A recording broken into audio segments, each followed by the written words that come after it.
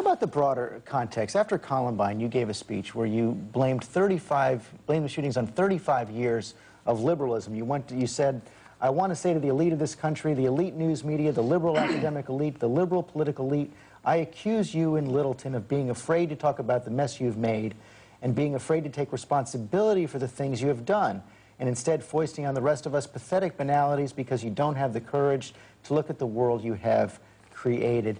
Do you stand by that prescription today? Yes, I think the fact is, if you look at the amount of violence we have in games that young people play at 7, 8, 10, 12, 15 years of age, if you look at the dehumanization, if you look at the fact that we refuse to say that we are, in fact, endowed by our Creator, that our rights come from God, that if you kill somebody, you're committing an act of evil. But what does that have to do with liberalism?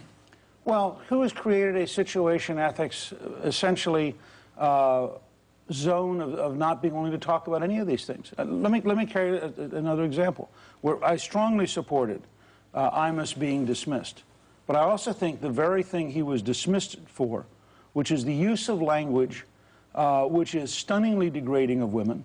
The fact, for example, that one of the Halloween costumes this last year was being able to be either a prostitute or a pimp at 10, 11, 12 years of age buying a costume.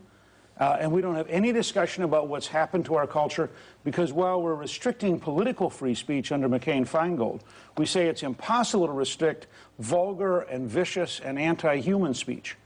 And I would argue that that's a major component of what's happened to our culture over the last 40 years.